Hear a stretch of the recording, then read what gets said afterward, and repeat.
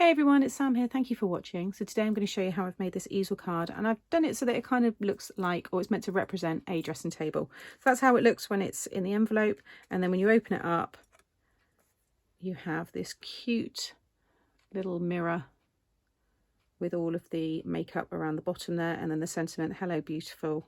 You've got room inside to write your message there. You can have it any size that you want. You could write your message on the back or even underneath if you wanted to. So let me show you how to make it. So I'm using the Glitz and Glam ephemera, the coordinating foiled sentiments. I'm going to choose one of the white ones, and then papers from the paper pad there.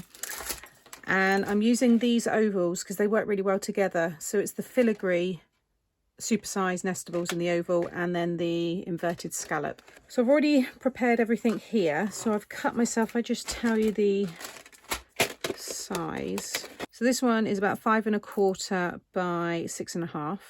So I've cut it once in pink and then in white, just because the pink was more of, it was like a 180 GSM. It wasn't strong enough to be, you know, the card base. So just white and the pink and stuck together with the construction glue, so it's nice and strong now. And then again in white, and this is going to be the easel part. So I've got some score lines which I'll talk you through in a moment. And then again I've done it in white and silver, so that's the mirror. And then again in pink, but with the inverted scallop. So I created that pink frame. So you just want to sit these two together, tape it in place so you've got a nice equal border, and pass that through in whatever colour you want your frame to be. This one is, again, if you've got those die sets, this is it's about 4 1/2 by 4 5/8, 4 3/4, something like that, but just near to that size. You know, lots of you are going to have different you know, shapes that you use. Square's going to work fine for this, and a circle will look really nice as well. So 2 of them, one with silver and with white. This one's got my paper and the card. Yours might just be a strong enough card that you don't need the 2 pieces, and then one with the frame on top there. This one is where I want to score. So whatever your height of your shape is, you want to score roughly at halfway. So I've scored at 3 1/4, and then you want to give yourself a little tab. So you want about 1 inch. So I've scored here, I think it's at 5 3/4. Well, it's about 3/4 of an inch, but something like that anyway, enough for you to add some glue. Okay, and what you're going to do with this one is fold it in half and then fold that one out like so. So that's going to be the easel. I'm going to stick this one on the front and just line up the pattern there like so, and then this is going to stick to the top of this base one. You can see how we've got that little mirror. Also, I've got the pattern paper piece here that's using that same scallop that I would have cut this one, and that's going to go on the bottom there just to tie it all together. So I'm going to stick this piece down first. Okay, and then I'm going to add a little glue onto this piece and just kind of dab it over the detail there. If you line up the front first of all, which is looking like it's there, and then lie that down.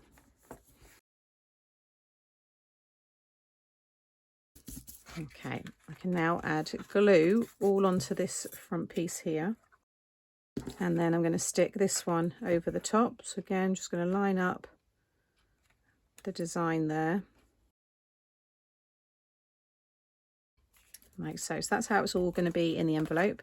And then when this comes up, just need to now add my stopper. So I've taken the hello beautiful from the paper pad, and I'm going to just position that. It's got a little bit of foam on the back. It's up to you how high up. You could have it quite far back if you want. I think I'm going to have it, let's see, just there, because then you can see the blending brush and the little sponge there. And just make sure I get that straight like so. There we go. Then I've got this decoration here. So in the ephemera, you've got kind of all different designs. You've got some like sketched images. There's a group of those images that all match. You've got these kind of perfume bottles, they all match. You've got some black and white ones, and you've got these bold ones as well.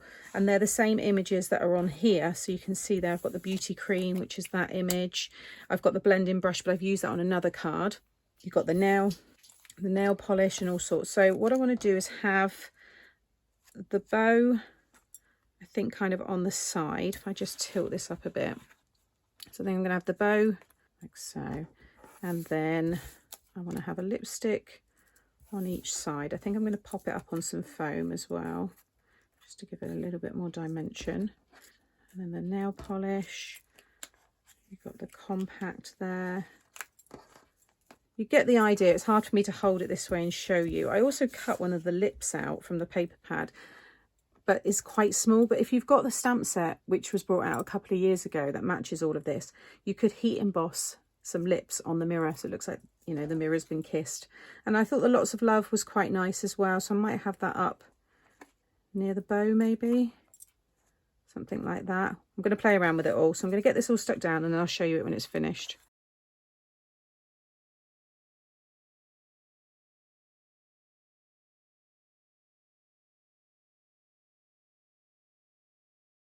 So there's the finished card. I just need to clean the mirrored card there. If you just spritz some rubbing alcohol, most mirrored cards it's okay. I would do a little test just in case it rubbed it off, but I think nearly all the mirror cards I've used, it rubs off really nicely. Otherwise, just a little bit of paper towel as well, that will take off any marks.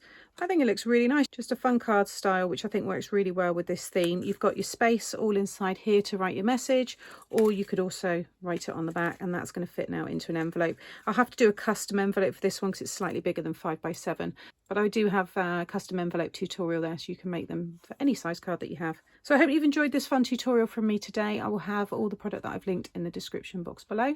I'll have some other easel cards popping up now. You might want to go and watch those next. And as always, if you've enjoyed today, please give me a thumbs up, and I'll see you all again soon. Bye.